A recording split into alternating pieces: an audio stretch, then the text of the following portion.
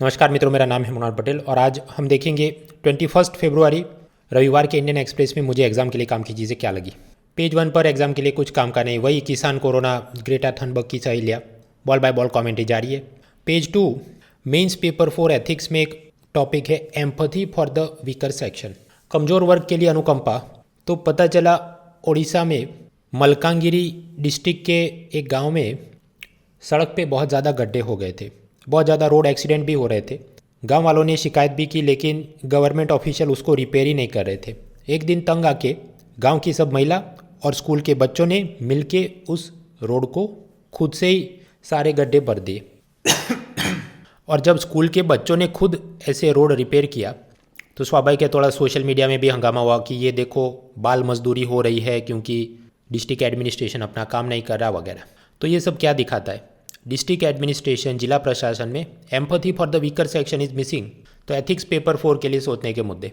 खैर, अब ऐसे ही एथिक्स का कुछ नाम लिया है तो अलग अलग पेज पे बिखरे दूसरे भी एथिक्स रिलेटेड समाचार एक साथ देख लेते हैं।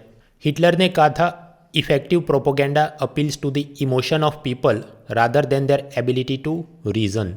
असरदार रूप से अगर आपने प्रोपोगेंडा फैलाना है तो लोगों की तर्क शक्ति नहीं, उनकी संवेदनाओं और भावनाओं को असर करे ऐसी कोई बात चलाइए।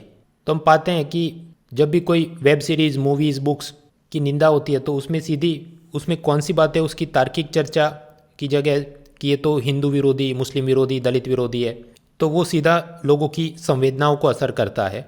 तो फिर कुछ लोग बिना फिल्म देखे, बिना किताब को पढ़े उसका विरोध शुरू करते हैं। और ऐसी एक और भी कॉलम पेज 14 पे ये कहा जाता है कि religion is the opiate of the masses. आम जनता के लिए धर्म एक अफीम का काम करता है, नशीले द्रव्य का काम करता है। तो इस कॉलम में कहा गया कि नहीं, रिलीजन खुद इसमें विलन नहीं है। असल में विलन है वो सब पुजारी, मौलवी, पंडित, पेस्टर, रबी, मॉन्क्स की जो अपने टेम्पल, सिनेगॉग, मॉस्क, मोनेस्टेरी से बैठ के हिंसा को भड़काते हैं। और ऐसा सिर्फ ये कोई भारत की बात है या पाकिस्तान की बात है, नहीं, म्यांमार में भी रोहिंग्या मुस्लिम और बुद्धिस्ट समुदाय के बीच ऐसा कुछ चल रहा है। और ऐसी सब धार्मिक भावनाओं को भड़का के पावर, पैसा, अथॉरिटी हासिल करने की ये चाहत, अगर कोई दूसरा मनुष्य परेशान हो रहा है और उसकी चिंता में हम अगर बोले नहीं तो ऐसा जो धर्म है उसमें धार्मिकता अब रही नहीं वगैरह वगैरह। तो वैसे इसमें नया जानने को तो कुछ नहीं, लेकिन ये सब आपने पढ़ा होता है, ऐसी बोल बच्चन फिर एथिक्स में आप कर सकते। रिलीजन का ही नाम लिया तो रिलीजन वर्सेस साइंस, ऐसे कुछ थीम पर पहले भी यूपीएससी में निबंध पूछे गए हैं। धर्म और विज्ञान में टकराव चल रहा है, ऐसा कुछ है क्या अभी? हाँ, कोरोना वैक्सीन में स्टेबिलाइजर के रूप में जिलेटिन द्रव्य का इस्तेमाल होता है जो सूअर के शरीर से बनाया जाता है। और क्योंकि ये सूअर पिग इस्लाम में हराम है तो ये कोरोना वैक्सीन भी हराम है कि नहीं, इस बारे में कुछ इस्लामिक स्कॉलर्स के आशंकाएं, ये एक मुद्दा। अब ऐसा नहीं कि सिर्फ कुछ मुस्लिम वैक्सीन का विरोध करते हैं। ये आज पेज 13 पर एक कॉलम आई है वैक्सीन के बारे में, उसमें लिखा है कि कैसे 1913 में जब ब्रिटिश हुकूमत स्मॉल पॉक्स की वैक्सीन टीकाकरण चला रही थी तब एक बार गांधी जी ने भी उसका विरोध किया था कि ये जो स्मॉल पॉक्स की वैक्सीन आपने बनाई है वो बीमार गायों के अंदर भी ऐसा कुछ काउ पॉक्स या स्मॉल पॉक्स के जो भी हो गए उसमें से निकाल के आपने ये बनाया है। तो अगर कोई हिंदू या शाकाहारी व्यक्ति ऐसा अगर इंजेक्शन लेगा तो ये तो यही बात हुई कि वो गाय के शरीर की कोई चीज़ हमारे शरीर में डाली गई। तो ये तो एक प्रकार से मतलब गाय का मांस खाने जैसा ही धर्म विरोधी सैक्रिलेज है ये तो। यानी एक ज़माने में हिंदुओं द्वारा भी ऐसा कुछ विरोध होता था। उसी तरह 1800 के शुरुआती समय में स्मॉल पॉक्स की वैक्सीन का काम तब भी चल रहा था। तो कुछ अपर कास्ट इंडियंस, इलाइट्स समाज के रसूखदार लोग, उन्होंने वैक्सीन लेने से मना किया। उनका ये कहना था कि ये वैक्सीन बनी कैसे होगी, कोई इन्फेक्टेड पर्सन होगा, उसकी बॉडी में से जो भी एंटीजन या वगैरह निकालते होंगे तो उसके पस, कैब, घाव में से ये आपने निकाला है। और वो अगर व्यक्ति लोअर कास्ट का हो और उसके शरीर के ऐसे द्रव्य निकाल के आप हमारे शरीर में इंजेक्ट कर रहे हैं तो ये हमें इम्प्योर कर देगा, हमारी शुद्धता चली जाएगी। तो ये मतलब कास्ट, ये वैक्सीन जो है ये हमें अपवित्र कर देगी। यानी जब साइंस और रिलीजन की बात चले तो ये सब सोचने लिखने के मुद्दे एथिक्स पेपर 4 और निबंध के लिए। खैर, वापस आते हैं तो न्यूज़पेपर में अब पेज 2 देख लिया, पेज 3, 4, 5, 6 में आज एग्ज़ाम के लिए कुछ काम का नहीं, कुछ स्टेट स्पेसिफिक समाचार और राशि भविष्य और विज्ञापन, लेकिन कुछ काम की चीज़ निकली नहीं। पेज 7 नीति आयोग ने ड्राफ्ट पॉलिसी फॉर माइग्रेंट्स, प्रवासी मजदूरों, श्रमिकों, व्यक्तियों के लिए एक नीति बनाने पर नीति आयोग काम कर रहा है। तो उसमें मेन मुद्दे क्या हैं?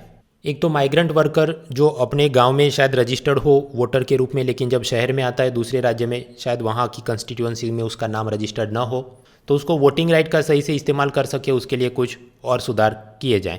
ये अलग अलग माइग्रेशन कॉरिडोर भारत में बन गए हैं। प्रवासी मजदूरों के गलियारे कि जैसे उत्तर प्रदेश से मुंबई आ रहे हैं लोग या उड़ीसा से गुजरात आ रहे हैं लोग। कुछ वर्षों पहले मित्रों इकोनॉमिक सर्वे ने भी ऐसा एक रेलवे हीट मैप बनाया था। हीट मैप मतलब कि कौन से ट्रैक पर सबसे ज़्यादा रेलवे जाती है, और फिर पता चला वो दिल्ली टू बिहार वाला कॉरिडोर बनता है, उत्तर प्रदेश टू मुंबई वाला कॉरिडोर बनता है वगैरह। तो ऐसे सब हीट मैप बना के पता किया जाए कौन कौन से कॉरिडोर हैं, और वहाँ की सरकारों में जो अफसर है विशेषज्ञ हैं उनकी मदद से ऐसे inter state bodies to manage migration corridors, अंतर्राज्यीय परिषद संस्थाएं बनाई जाएं ताकि उनकी खुशहाली के लिए मदद के लिए काम हो सके। और ऐसे सब श्रमिकों को, मजदूरों को, प्रवासियों को हेल्थ इंश्योरेंस, एजुकेशन, स्किलिंग शहरों में मिले, इसके कदम उठाए जाएं। साइको सोशल असिस्टेंस, मनोवैज्ञानिक रूप पे से भी उसकी मदद हो, क्योंकि शहरों में व्यक्ति अपने परिवार को गांव में छोड़ के अकेला आ जाता है, तो कई बार डिप्रेशन, ड्रग एडिक्शन, सुसाइड, अकेलापन, अवसाद, आत्महत्या, नशीली द्रव्यों का सेवन, ये सब की प्रॉब्लम्स होती है। तो ये साइको सोशल काउंसलिंग भी ज़रूरी है। एंड लास्टली, जब तक माइग्रेशन हो तो ठीक बात है, लेकिन माइग्रेशन से एक स्टेप आगे बढ़ के जब ह्यूमन ट्रैफिकिंग, मनुष्यों की तस्करी, खासकर महिलाओं की, बच्चों की, फॉर प्रोस्टिट्यूशन, चाइल्ड लेबर होना शुरू हो जाए तो उससे लड़ना भी ज़रूरी है। तो इस पर ज़्यादा निगरानी बढ़ानी चाहिए वगैरह वगैरह। तो ये सब क्या है, बोल बच्चन करने के मुद्दे। मेंस पेपर 1 में टॉपिक है पॉपुलेशन एंड एसोसिएटेड इश्यूज़, तो और साथ ही साथ की अर्बनाइजेशन प्रॉब्लम एंड रेमेडीज़, तो शहरीकरण की क्या समस्या है, तो माइग्रेशन एक, और उसके क्या सॉल्यूशन हो सकते हैं, तो ये सब चीज़ों का ख्याल रखा जाए वगैरह। आगे ये पेज 7 पे ये भारत में अहमदाबाद और वहाँ पर साबरमती रिवर पर रिवर फ्रंट, और फिर नर्मदा जहाँ पर स्टैच्यू ऑफ लिबर्टी, तो इधर सब सी प्लेन की सुविधा, ऐसा प्लेन जो ज़मीन पर जैसे प्लेन लैंड होता है तो पानी पर प्लेन लैंड हो, ऐसे सी प्लेन होते हैं। तो उसको हर 2-2, 3-3 महीने पर मालदीव्स मेंटेनेंस के लिए भेजा जाता है, क्योंकि उसका जो भी ऑयल, पानी और ब्रेक वायर बदलना होता होगा, वो भारत में अभी इंफ्रास्ट्रक्चर नहीं है। इतनी छोटी सी बात समझाने के लिए आज इन्होंने 500 वर्ड का एक्सप्लेन सीरीज़ बनाया है। एग्ज़ाम के लिए काम का नहीं, आगे बढ़ो। पेज 8 वापस वही किसान और ग्रेटा थनबर्ग की सहेलियों की सब न्यूज़ है, काम की नहीं। पेज 9 इकोनॉमी में आज कुछ काम का नहीं। इंग्लैंड की कोर्ट ने उबर टैक्सी ड्राइवर को भी एम्प्लॉय गिना जाए, उससे भारत पर क्या असर होगी। तो भाई मैंने आपको कल ही बताया था कि आज ये लोग यही चर्चा करने वाले हैं, जिसका जो जिस्ट था वो हम कल पढ़ चुके हैं। शेयर मार्केट में अचानक से बॉन्ड यील्ड बढ़ रही है, जिसके चलते शेयर्स के प्राइस गिर सकते हैं। ऐसी सब शेयर मार्केट की technical commentary related to bond yields, भाई ये एग्जाम के लिए बिल्कुल काम की नहीं, डोंट वेस्ट टाइम। अभी ऑपरेशन ट्विस्ट क्या था, ओपन मार्केट ऑपरेशन क्या होता है, बॉन्ड यील्ड पर वो कैसे असर होता है, ये जो थियरी के मसले हैं वो तो हम पहले ही विन 20 सीरीज़ में लास्ट ईयर मैंने पढ़ा दिए थे, वो सब देख लो, काम खत्म। ये हर बार ये छोटू कमेंट्री चलती रही इनकी, डोंट वेस्ट टाइम। केंद्र सरकार ने जीएसटी कॉम्पेंसेशन के नाम पर राज्यों को 1 लाख करोड़ दिए। Again ball by ball commentary, not important. GST compensation क्या है, क्यों देना पड़ता है, कोरोना के दौरान क्या प्रॉब्लम्स आए, ये सब ऑलरेडी 2020 की मेंस एग्ज़ाम में पूछ लिया, और उसका मॉडल आंसर भी मैंने बना के आपको पढ़ा दिया है। वो सब अनअकैडमी के जो फ्री क्लास होते हैं, स्पेशल क्लास, उसमें सब आप देख लो, काम खत्म। अनलॉक कोड यूज़ करें monal.org। यानी आज इकोनॉमी में कुछ काम का नहीं। आगे बढ़ते हैं पेज 10। वो मुंबई में एक अंडर वाटर रोड बन रहा है, मवाला नाम का टनल डिगिंग मशीन यूज़ हो रहा है, उस पर एक पेज भर के दिया, इतना सारा एग्जाम के लिए काम का नहीं।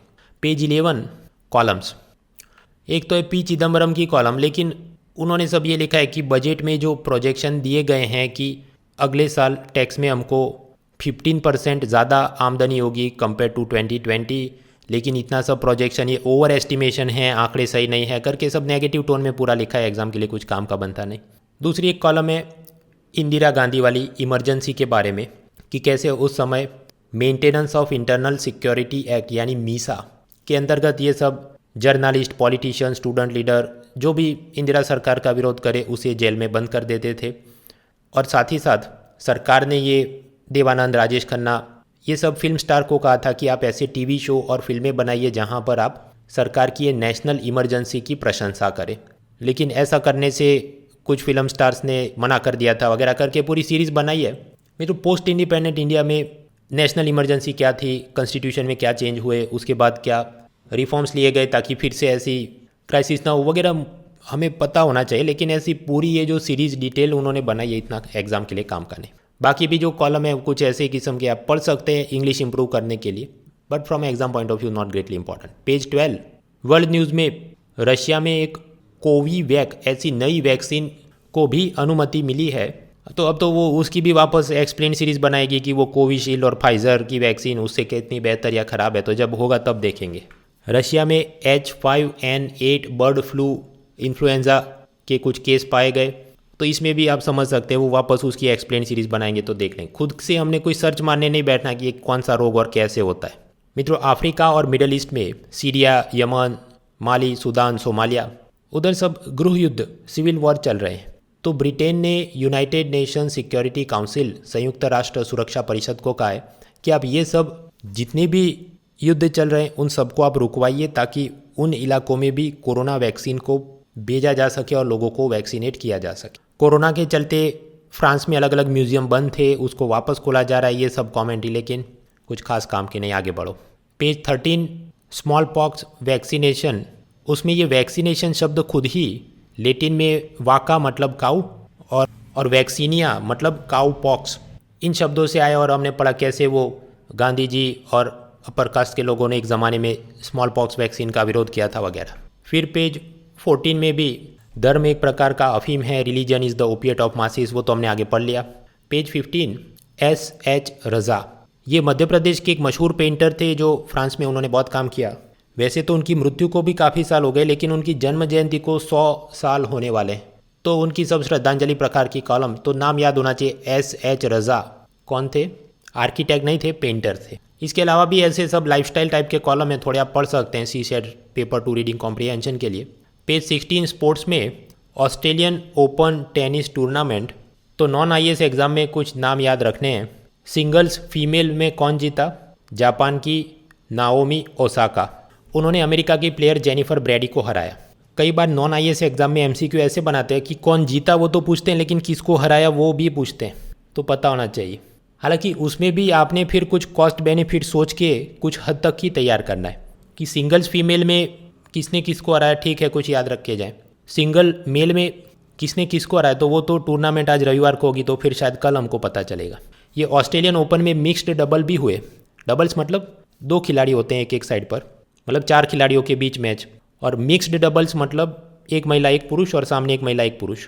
अब इनमें कौन जीता और हारा इतना हम तैयार करने जाए तो कॉस्ट बेनिफिट अच्छा नहीं, लेकिन इस बार याद करना है क्योंकि भारतीय मूल के अमेरिकन खिलाड़ी राजीव राम और चेज रिपब्लिक की महिला खिलाड़ी बारबोरा, इन दोनों की टीम ने ऑस्ट्रेलियन ओपन में मिक्स्ड डबल्स का खिताब जीता है।